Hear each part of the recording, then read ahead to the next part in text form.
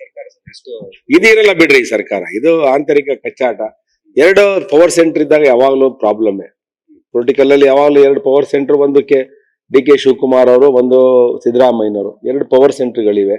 ಒಬ್ಬರೊಬ್ಬರಿಗೆ ಮುಖ್ಯಮಂತ್ರಿ ಆಗ್ಬೇಕು ಅಂತ, ಅಲ್ಲಿ ಇರೋರೆಲ್ಲರೂ ಮುಖ್ಯಮಂತ್ರಿ ಆಗ್ಬೇಕು ಅಂತ ಕೂತವ್ರೆ. ದೇಶಪಾಂಡೆ ನಾನ್ ಮುಖ್ಯಮಂತ್ರಿ ಅಂತಾರೆ, ಸತೀಶ್ ಜಾರಕಿಹೊಳಿ 2022 ನಾನ್ ಮುಖ್ಯಮಂತ್ರಿ ಅಂತಾರೆ.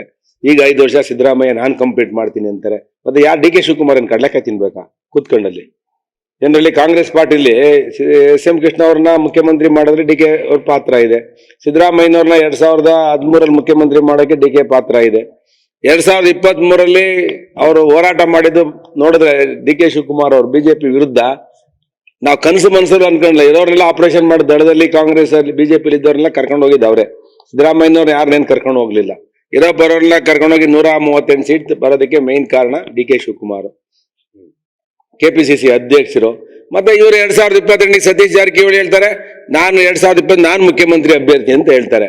ಈ ಸಿದ್ದರಾಮಯ್ಯನವರು ಹೇಳ್ತಾರೆ ನಾನೇ 5 ವರ್ಷ ಅಂತ. ಏನೇನು ಕಡ್ಲಕ ತಿಂತಾರೆ ಡಿ.ಕೆ. ಶಿವಕುಮಾರ್ ಕೂತ್ಕೊಂಡು, ಅವ್ರ ಪಾರ್ಟಿ ಆಂತರಿಕ ವಿಚಾರ. ಅದರಿಂದ ಡಿ.ಕೆ. ಶಿವಕುಮಾರ್ ಎಲ್ಲಾ ವಿದ್ಯೆನೂ ಗೊತ್ತಿದೆ. ಆದ್ರೆ ಎಲ್ಲೋ ಒಂದು ಕಡೆ ಈ ಕೆಪಿಸಿಸಿ ಅಧ್ಯಕ್ಷರಾಗಿ ಅವರಿಗೆ ಬಾಯಿ ಮುಚ್ಕೊಳ್ಳೋ ಪರಿಸ್ಥಿತಿ ಬಂದಿದೆ.